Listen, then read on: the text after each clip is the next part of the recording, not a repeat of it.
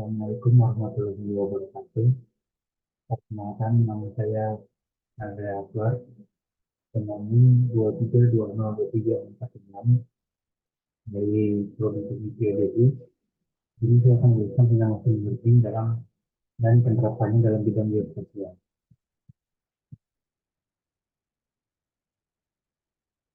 Nah, di sini orang akan jelaskan itu cara saja machine learning itu apa, kedua itu adalah geospasial itu apa, selanjutnya ada metode yang digunakan, selanjutnya adalah implementasi machine learning dalam bidang geospasial. Jadi apa sih itu machine learning? Jadi machine learning ini adalah mesin yang dikembangkan untuk bisa belajar dengan sendirinya tanpa arahan dari penggunanya. Pembelajaran mesin dikembangkan berdasarkan definisi ilmu lainnya seperti statistika, matematika, dan data mining sehingga mesin dapat belajar dengan menganalisa data tanpa perlu diprogram ulang atau diperintah. Dalam hal ini, machine learning ini memiliki kemampuan data untuk memperoleh data yang ada dengan tintanya sendiri. Machine learning juga dapat mempelajari data yang ada dan yang dia peroleh sehingga bisa melakukan tugas tertentu. Sehingga tugas yang dapat dilakukan oleh mesin learning pun sangat beragam tergantung dari apa yang ia pelajari. Cara kerja mesin learning ini adalah sebenarnya berbeda-beda sesuai dengan teknik atau metode pembelajaran seperti apa yang digunakan pada mesin learning. Namun pada prinsipnya cara kerjanya ini cara kerja pembelajaran mesin masih sama, meliputi pengumpulan data, eksplorasi data, pemilihan model atau teknik memberikan pelatihan terhadap model yang dipilih dan mengevaluasi hasil dari mesin learning. Apa sih geospasial? Jadi geospasial itu adalah informasi yang memiliki keterkaitan dengan lokasi geografis atau spasial di permukaan bumi. Informasi geospasial mencakup data mengenai posisi, bentuk, dan atribut objek di bumi. Pemrosesan informasi geospasial ini melibatkan teknologi seperti sistem informasi geografi atau SIG, pemetaan, dan teknologi pemrosesan citra satelit. Nah, beberapa contoh aplikasi geospasial ini melibatkan pemetaan wilayah, pemantauan lingkungan, perencanaan tata ruang, manajemen sumber daya alam, navigasi, dan berbagai kegiatan lain memerlukan pemahaman tentang lokasi dan hubungannya dengan objek atau fenomena lain. Teknologi seperti sistem GPS ini sangat penting dalam mengumpulkan data geospasial karena dapat memberikan informasi akurat tentang posisi suatu objek di permukaan bumi.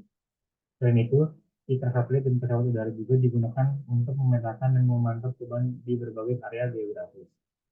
Pemanfaatan informasi geospasial dapat memberikan wawasan yang berharga untuk mengambil keputusan di berbagai bidang, termasuk ilmu pengetahuan, teknologi, pemerintahan, dan bisnis. Selanjutnya ini ada metode analisis geospasial menggunakan artificial intelligence. Yang pertama ini saya akan menjelaskan tentang deep learning geospasial, selanjutnya ada supervised learning geospasial, selanjutnya ada unsupervised learning geospasial, dan terakhir ada natural language processing. Yang pertama ini adalah deep learning geospasial. Deep learning geospasial ini merujuk pada penerapan teknik deep learning terutama menggunakan jaringan saraf neuron yang dalam atau deep neural network untuk memproses data dan menganalisis data geospasial. Data geospasial adalah data yang memiliki komponen spasial atau informasi lokasi seperti jalan satelit, data GPS, peta digital, dan data terkait lokasi lainnya. Nah, ini adalah berikut beberapa contoh penerapan deep learning dalam konteks geospasial. Jadi yang pertama itu ada pemrosesan citra satelit. Jadi eh, pemrosesan citra satelit ini menggunakan convolutional neural network atau CNN untuk klasifikasi dan segmental citra satelit. Contoh penggunaannya adalah untuk identifikasi jenis tanah, tutupan lahan, atau perubahan lingkungan. Selanjutnya ada pemetaan objek. Jadi penggunaan deep learning ini untuk mendeteksi dan memetakan objek dalam citra seperti bangunan, jalan, sungai, dan vegetasi. Hal ini dapat membantu dan dalam pemetaan urbanisasi atau pemadaman perubahan wilayah. Selanjutnya ada analisis temporal. Jadi pemeriksaan rangkaian waktu data geospasial menggunakan rekurensi dalam jaringan saraf untuk memahami perubahan dinamis dari waktu ke waktu. Contohnya ini adalah memantau perubahan penggunaan lahan seiring waktu. Selanjutnya ada prediksi kejadian geospasial. Nah, menggunakan deep learning ini untuk memprediksi kejadian tertentu berdasarkan data geospasial seperti prediksi banjir berdasarkan pola curah hujan dan topografi. Penerapan deep learning dalam geospasial memungkinkan ekstraksi fitur yang lebih abstrak dan kompleks dari data spasial meningkatkan kemampuan sistem untuk mengenali pola yang sulit atau tidak terlihat dengan metode tradisional. Hal ini dapat memberikan wawasan yang lebih mendalam dan akurat dalam berbagai aplikasi yang melibatkan data geospasial. Selanjutnya ada supervised learning geospatial. Nah, supervised learning geospatial ini adalah salah satu pendekatan dalam machine learning di mana model dilatih menggunakan dataset yang sudah diberi label atau memiliki jawaban yang diketahui. Jadi dalam konteksnya ini berarti bahwa si data yang digunakan untuk melatih model memiliki informasi lokasi geografis dan label yang sesuai. Nah, contohnya ini adalah untuk klasifikasi citra satelit. Jadi, penggunaan dataset citra satelit yang telah dilabeli untuk melatih model klasifikasi yang dapat mengidentifikasi jenis kehidupan lahan berkebutuhan pertanian atau perkotaan. Jadi ini seperti ini contohnya ini. Jadi di data dari citra yang aslinya tadi begini, nah diolah oleh machine learning atau teknologi AI ini. Jadi seperti ini karena ini sudah dibuat dulu data awalnya. Jadi tinggal machine learning-nya ini atau AI-nya ini mengklasifikasikan dengan otomatis seperti ini. Ini ada gedung, ada perumahan, dan sebagainya. Nah, selanjutnya ini ada prediksi pencemaran udara. Jadi melatih model untuk memprediksi tingkat pencemaran udara berdasarkan data geospasial, termasuk informasi tentang polusi udara, kendaraan, dan faktor lainnya. Selanjutnya ada analisis perubahan penggunaan lahan. Jadi menggunakan data historis yang telah dilabeli untuk melatih model, mendapat mengidentifikasi perubahan dan penggunaan lahan dari waktu ke waktu. Nah, dengan menggunakan supervised learning geospatial ini, model dapat belajar untuk membuat prediksi atau mengklasifikasikan data geospasial baru berdasarkan pola ditemukan dalam dataset pelatihan. Selanjutnya ada unsupervised learning geospatial. Nah, unsupervised ini pendekatan dalam machine learning di mana model diberikan dataset yang tidak memiliki label atau jawaban yang diketahui sebelumnya. Nah, model dalam unsupervised learning ini harus secara mandiri menentukan pola atau struktur dalam data tanpa petunjuk eksternal. Dalam konteks geospasial ini sering digunakan untuk menggali wawasan yang lebih mendalam tentang distribusi spasial, hubungan antar objek atau pola alamiah lainnya. Nah, contohnya itu adalah clustering atau segmentasi spasial. Nah, penggunaan algoritma clustering seperti K-means atau hierarchy clustering ini mengelompokkan wilayah geografis yang serupa berdasarkan iklim, topografi, atau tutupan lahan. Selanjutnya ada analisis penggunaan lahan tak terawasi, jadi menggunakan metode analisis komponen utama atau PCA untuk mengekstrak pola yang mendasari dari data penggunaan lahan tanpa label. Selanjutnya ada identifikasi pola pemukiman menggunakan algoritma seperti Density Based Spatial Clustering of Application with Noise atau disingkat DBSCAN untuk mengidentifikasi pola pemukiman manusia pada titik tersebut. Nah, unsupervised learning geospasial ini dapat memberikan wawasan tambahan atau mengungkap pola-pola yang mungkin tidak terlihat dengan cara tradisional. Dan meskipun tidak ada label yang digunakan selama pelatihan, model dapat membantu mengidentifikasi struktur dan hubungan dalam data geospasial yang dapat berguna untuk pemahaman lebih lanjut tentang lingkungan atau fenomena geografis. Selanjutnya ada natural language processing geospasial. Nah, natural language geospasial ini mengacu pada penerapan teknik-teknik pengolahan bahasa alami dalam konteks data geospasial. Ini melibatkan integrasi pemahaman bahasa manusia dengan informasi geografis atau spasial. Dan beberapa aplikasi NLP geospasial melibatkan analisis dan pemahaman teks yang terkait dengan lokasi atau metode data geospasial. Nah, contohnya aspek penting dari natural language processing geospasial ini adalah untuk ekstraksi informasi lokasi. Jadi NLP ini bisa digunakan untuk mengekstrak informasi lokasi atau geografis dari teks. Jadi misalnya itu mengekstrak alamat, koordinat geografis, atau nama tempat dari dokumen teks.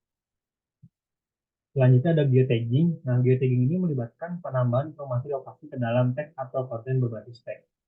Jadi, NLP ini dapat digunakan untuk mengidentifikasi kata kunci atau frasa yang berkaitan dengan lokasi dan menambahkan metadata geospasial. Selanjutnya ada analisis sentimen lokal, menganalisis sentimen dalam teks yang terkait dengan lokasi tersebut. Ini dapat memberikan wawasan tentang bagaimana masyarakat merespon atau merasa tentang suatu tempat. Selanjutnya ada pencarian lokasi berbasis teks. Nah, menerapkan teknik pencarian berbasis teks untuk mengidentifikasi dan menemukan lokasi atau tempat tertentu dalam teks seperti dokumen, berita, atau media sosial. Nah, sistem pemetaan dan penunjuk arah. Integrasi pemahaman bahasa manusia dalam sistem pemetaan dan penunjuk arah berbasis teks ini dapat membantu dalam menyediakan petunjuk arah atau informasi lokasi dengan cara yang lebih alami. Nah, penerapan NLP geospasial ini dapat memberikan wawasan tambahan dan konteks yang diperlukan dalam analisis data geospasial. Ini membuka potensi untuk memahami bagaimana manusia berkomunikasi dengan lokasi, kejadian, dan fenomena geografis melalui bahasa, serta mengoptimalisasi integrasi informasi geososial dalam berbagai aplikasi berbasis web. Nah, di sini ada implementasi untuk prediksi daerah potensi longsor menggunakan metode mesin learning. Nah, jadi implementasinya itu adalah studi kasus prediksi daerah potensi longsor menggunakan metode mesin learning. Nah, di sini saya mengambil studi kasusnya ini atau implementasi ini dari penelitiannya Fajar Azam Aksani dan Irwan Fardani dari Prodi Teknik Pertanian Wilayah Kota Universitas Islam Bandung. Nah, metode yang digunakan ini atau diterapkan ini itu memakai metode machine learning dari analisis tersebut ada pun beberapa analisis lainnya untuk digunakan pada metode tersebut yaitu dari analisis log, NDVI, kurvatur, NUS atau supervised dan LSTM. Nah, analisis tersebut ini nantinya digunakan untuk menentukan atau mengetahui di mana saja kawasan longsor di Kecamatan Giling Kabupaten Bandung Barat. Jadi yang ada di analisis tentang slope kemiringan ini itu diambil dari data DEM, lalu diolah dengan learning atau AI. Nah, diolah ini membuktikan bahwa si kemiringan dari daerah di selatan Kabupaten Kecamatan Cilim ini itu dominasinya itu kemiringannya lebih dari 45 derajat.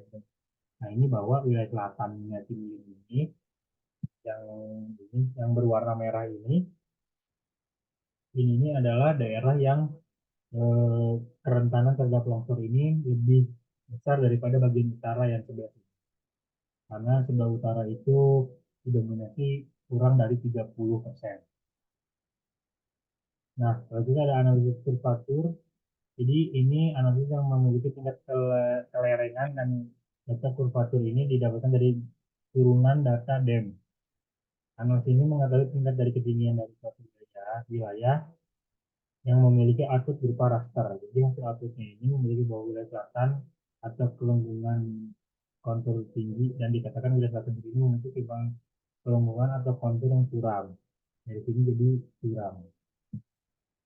Selanjutnya ada analisis NDVI. Jadi NDVI ini Normalized Difference Vegetation Index. Nah, analisis NDVI ini menggunakan data citra satelit Landsat band 5 dan band 4 dan diolah menggunakan artificial intelligence atau AI. Nah, dari data NVIDIA ini didapatkan bahwa indeksnya ini adalah 0,5 yang berarti daerah tersebut memiliki kerapatan vegetasi yang renggang yang dapat menjadi salah satu pemicu terjadinya longsor. Nah, selanjutnya ada analisis elevasi ini merupakan analisis yang digunakan atau didapatkan dari turunan data DEM juga. Nah, data elevasi ini diolah menggunakan ArcGIS dan diklasifikasi berdasarkan pedoman yang ada. Seperti itu. Sekian dari saya. Kurang lebihnya mohon maaf. Assalamualaikum warahmatullahi wabarakatuh.